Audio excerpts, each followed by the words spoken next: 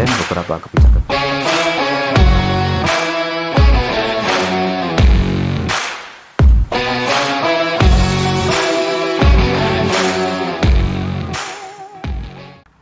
Pak Jokowi Presiden beberapa kebijakan-kebijakannya, program-program yang dilakukan itu juga termasuk cerminan dari kemandirian nasional yang kami harapkan muncul untuk kemandirian pangan, energi, dan maritim.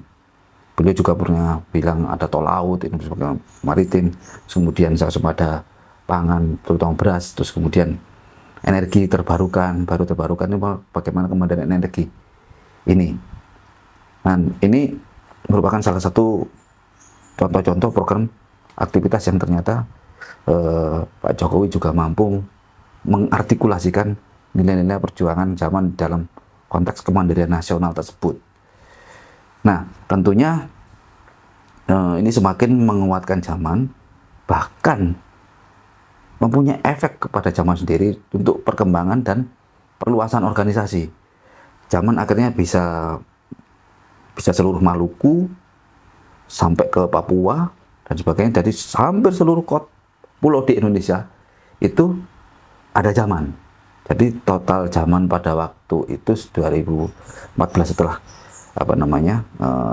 kami melakukan konsolidasi nasional, rapat koordinasi nasional di Jogja waktu itu, kami juga akhirnya setelah itu kami melakukan pendataan, ternyata kami sudah melebar di hampir seluruh itu. Antara 2015 sampai 2016 kami sudah melebar sampai 2017, sampai ternyata hampir 34 provinsi.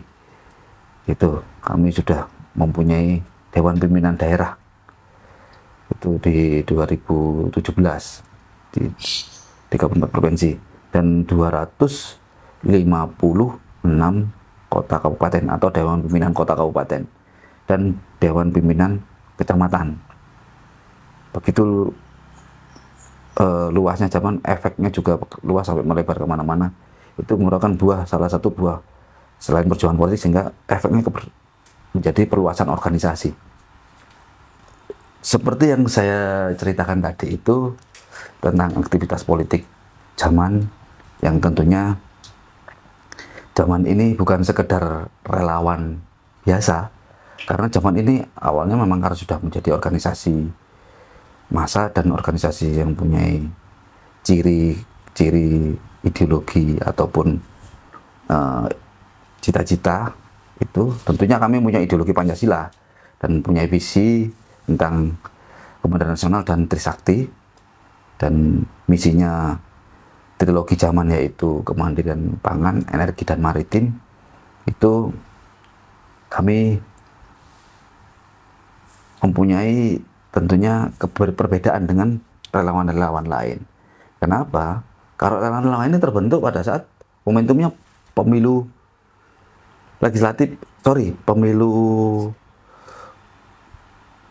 pemilu kada pada saat DKI Jakarta 2012, kemudian pemilu presiden 2014 itu baru terbentuk.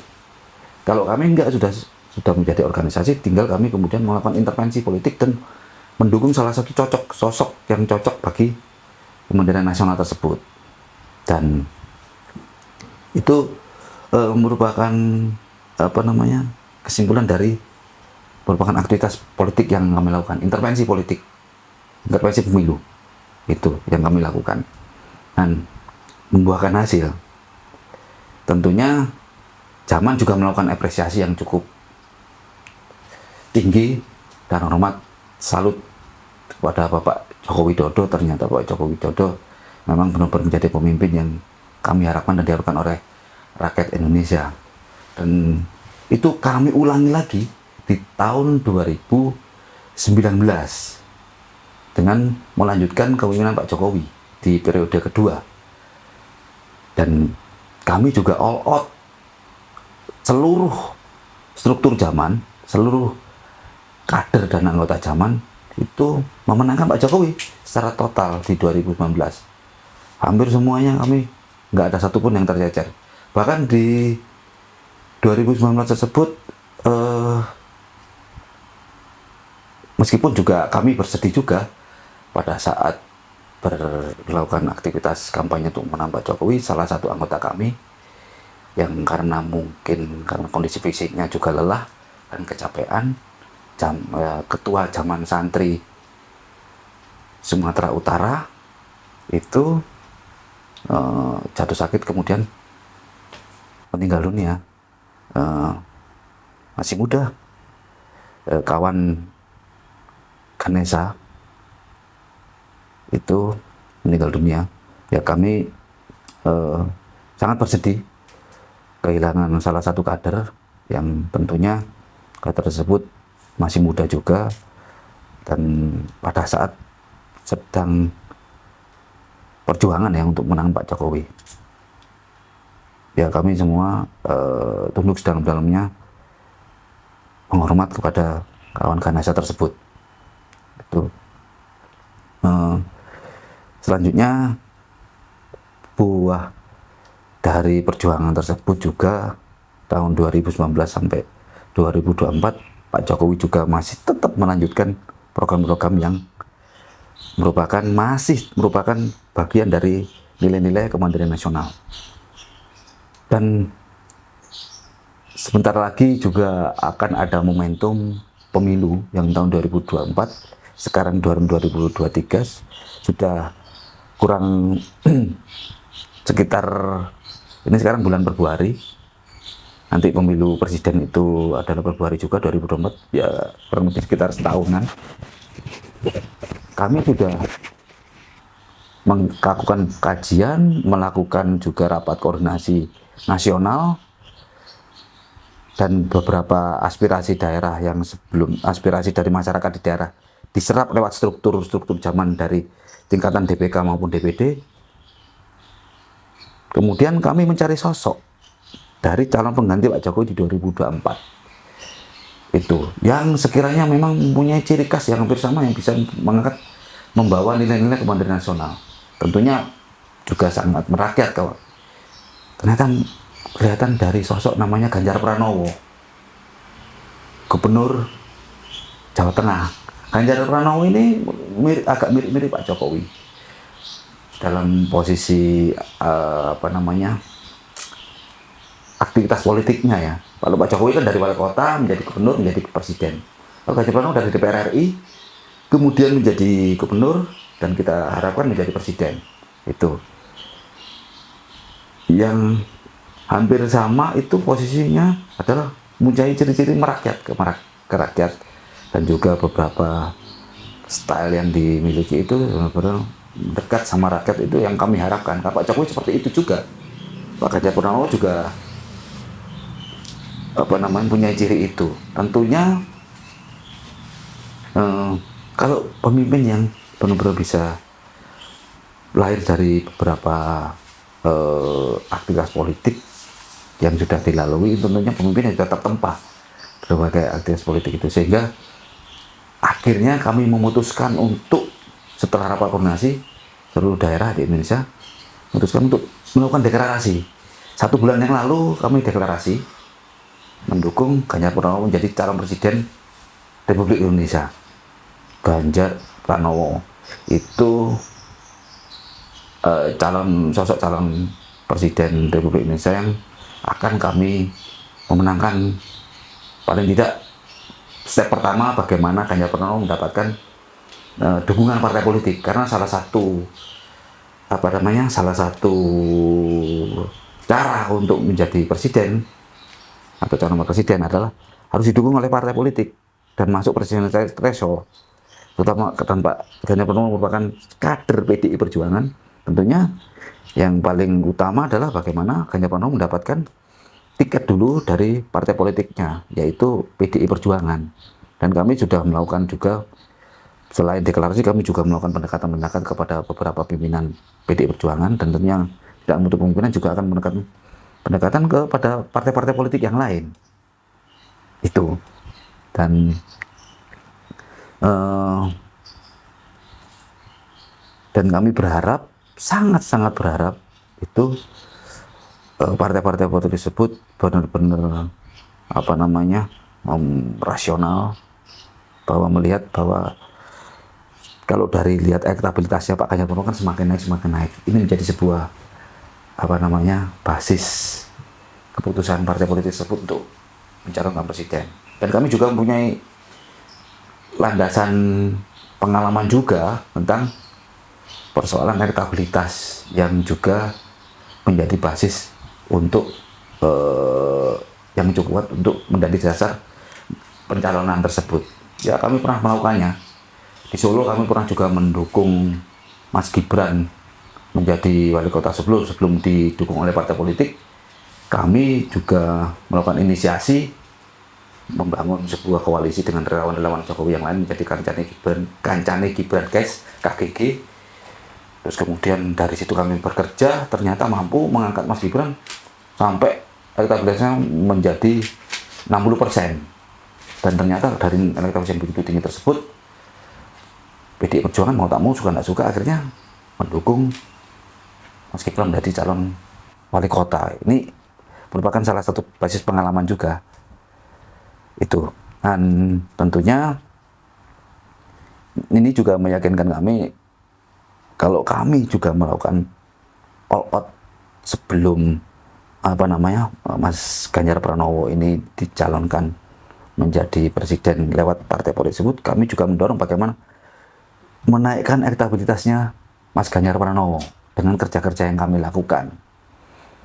Kerja-kerja kami lakukan tentunya ya melalui media sosial, bahkan terjun langsung ke masyarakat untuk bagaimana menaikkan itu.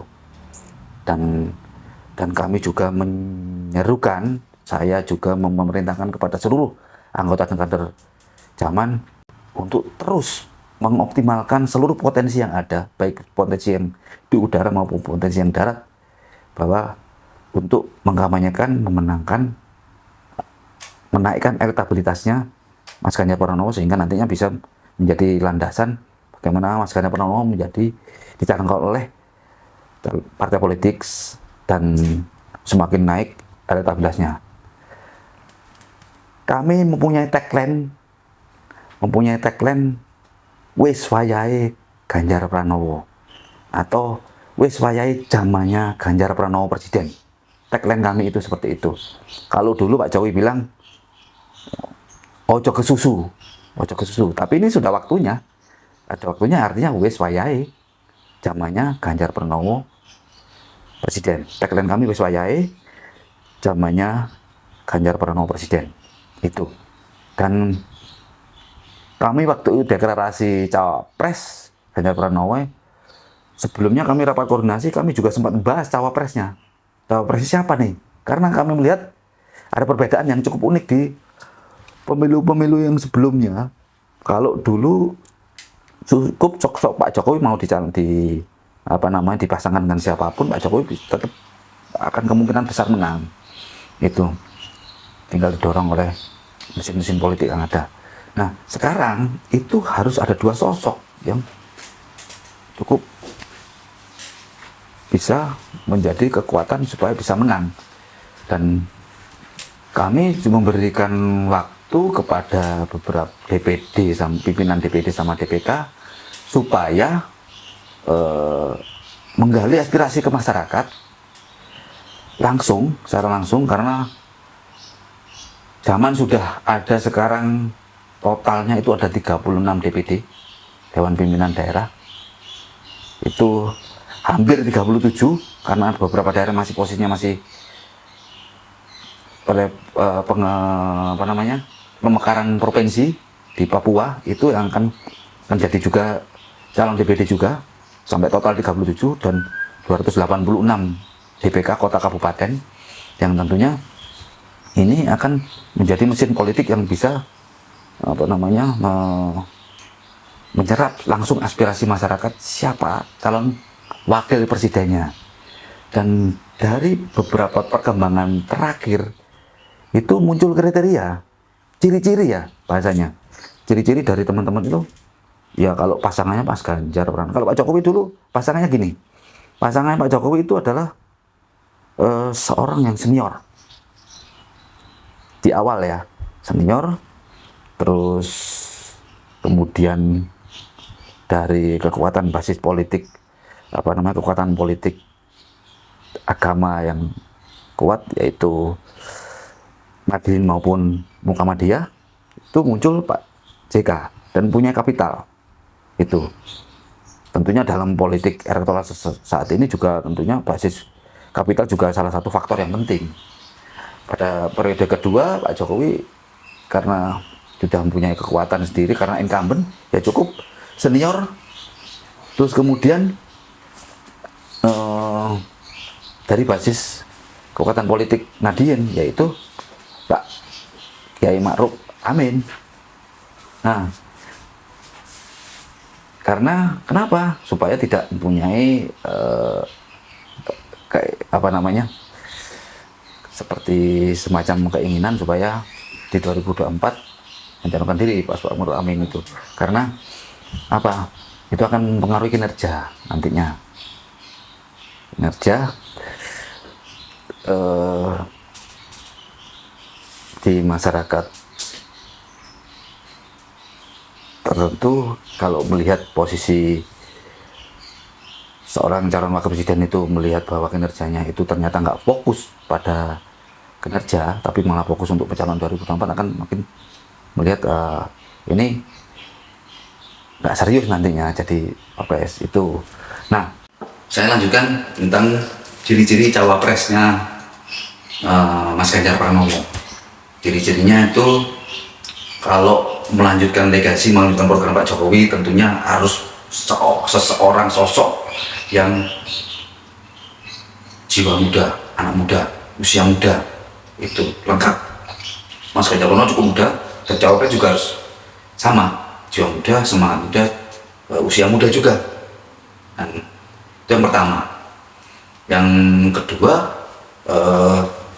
mendapat dukungan dari ataupun merupakan kader ataupun anggota ataupun pimpinan kekuatan politik, salah satu kekuatan politik besar di Indonesia, yaitu dari kaum muslim maupun yang bisa representasi Nahdlatul Ulama, NU, Nahdien atau Muhammadiyah. Dan yang ketiga adalah mempunyai kekuatan kapital juga, modal lah untuk nyawapres juga, capres itu kan harus punya modal. Itu yang menjadi ciri-ciri yang akan muncul nantinya, yang sosok yang akan mendampingi Mas Ganjar Pranowo. Dan ini teman-teman juga masih mengkaji, ada 3 nama yang muncul, 3 nama yang akan dalam waktu dekat ini akan kami umumkan.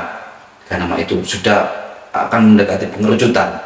3 nama tersebut Sandiaga Uno, Ridwan Kamil, sama Erick Thohir. 3 nama tersebut yang muncul dari penjaringan, yang dari aspirasi ke masyarakat, juga aspirasi anggota dan kader zaman. Dan tentunya pengerucutan tersebut akan kami umumkan. Gak seru dong kalau kami umumkan sekarang, nanti akan kami umumkan di deklarasi selanjutnya itu. Dan tentunya kami menghimbau kepada seluruh masyarakat yang sudah memahami, mengerti, dan kemudian sudah setuju dengan kemandirian nasional, itu bahkan sudah melakukan praktek-praktek kemandirian nasional itu untuk berjuang bersama zaman, untuk memperjuangkan juga sosok yang diperjuangkan oleh zaman ini, yang tentunya pasti akan membawa nilai-nilai perjuangan zaman, yaitu kemandirian nasional tersebut. Kami menyerukan pada seluruh masyarakat Indonesia, seluruh rakyat Indonesia, untuk berjuang bahu-membahu, bergotong royong, karena ciri khas masyarakat Indonesia dan merupakan salah satu semangat yang ada dimiliki oleh zaman adalah gotong royong untuk berjuang untuk kemandirian nasional dan berjuang untuk calon presiden dan wakil presiden tersebut.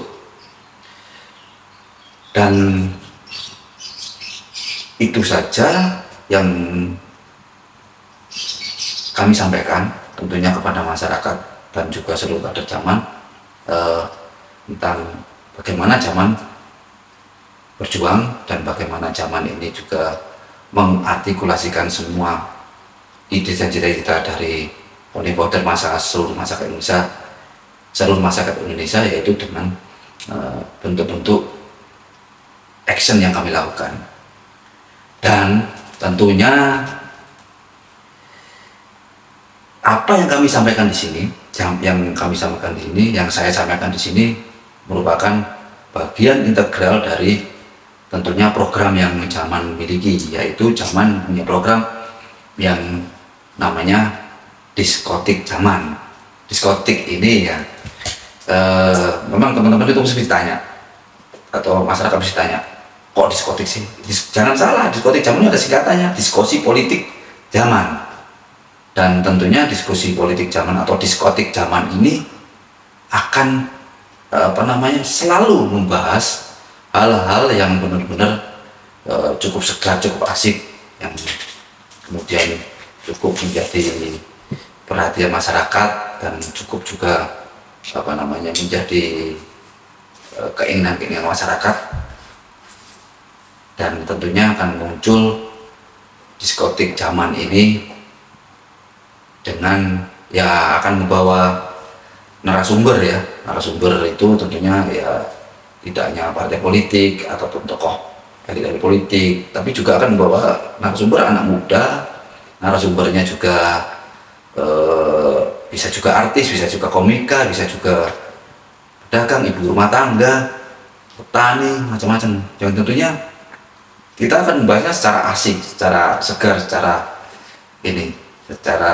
menarik, dan tentunya ya tidak melihat bahwa politik ini sesuatu yang menegangkan, sesuatu yang menakutkan. Bahkan jadi politik menjadi sesuatu yang asik gitu loh bagi kami. Dan tentunya diskusi politik atau diskotik ini akan menjadi program rutin Jaman yang